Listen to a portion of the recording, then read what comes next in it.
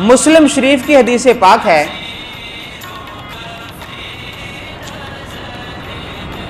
حضور نبی پاک صلی اللہ علیہ وسلم کے پاس ایک بندہ آیا،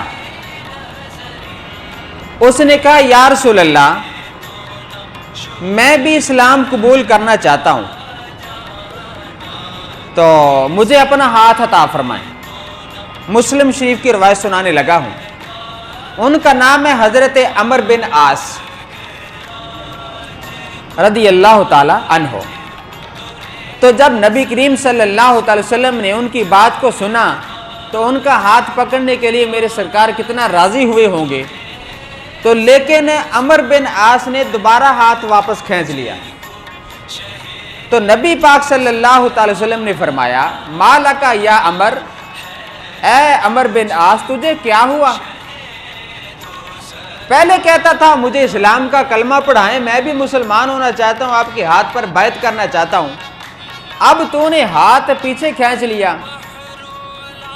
تو کہنے لگے اردت ان اشتریتا، ایک شرط ہے پہلے وہ پوری کریں پھر میں کلمہ پڑھوں گا۔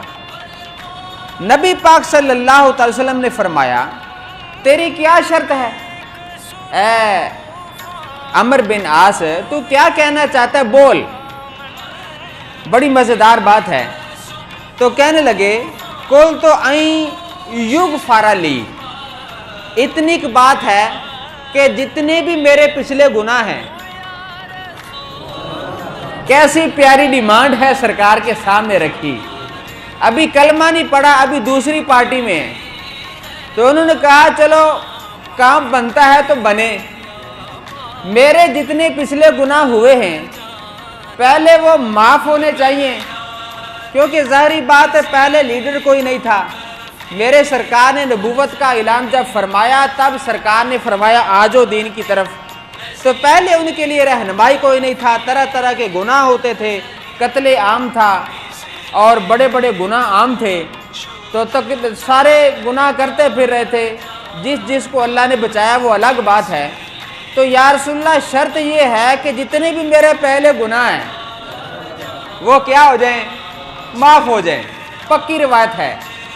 تو میرے سرکار نے فرمایا اما علمت ان الاسلام یہدم ما کان قبلہ، اے عمر بن عاص تجھے پتہ نہیں کہ جو بھی مسلمان ہونے کے لیے ارادہ کرتا ہے اور اسلام میں داخل ہو جاتا ہے، اسلام کی برکت ہی اتنی بڑی ہے کہ اسلام خود اس کے سارے گناہ معاف فرما دیتا ہے۔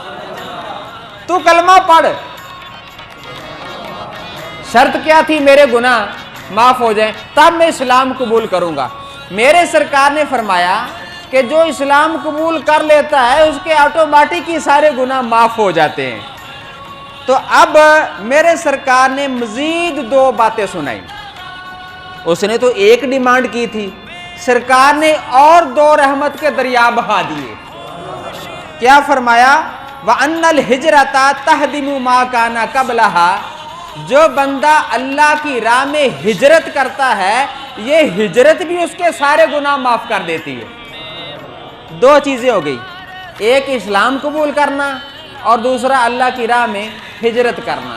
اور تیسری بات بڑی مزیدار ہے، میرے سرکار نے فرمایا جو بندہ حج کر لیتا ہے اللہ نے حج میں بھی اتنی برکتیں رکھی ہوئی ہیں کہ اس کے سارے جتنے بھی گناہ ہیں اللہ تعالیٰ معافی عطا فرما دیتا ہے۔ کہیے سبحان اللہ۔ ایک سوال کیا تھا سرکار کے دربار میں، سرکار نے 2 اور تحفے عطا فرما دیے۔ تو قطرہ کسی نے مانگا، دربے بہا دیے ہیں، دریا بہا دیے ہیں۔ یہ سرکار کا کرم ہے امت پر۔ تو 3 باتیں سمجھ میں آئیں اس حدیث پاک سے۔ مسلم شریف کی روایت ہے کہ جو اسلام قبول کر لیتا ہے اس کے سارے پچھلے گناہ معاف ہو جاتے ہیں، جو حج کر لیتا ہے سارے گناہ معاف ہو جاتے ہیں، یا اللہ کی راہ میں ہجرت کرتا ہے اس کے بھی اللہ تعالیٰ سارے گناہ معاف فرما دیتا ہے۔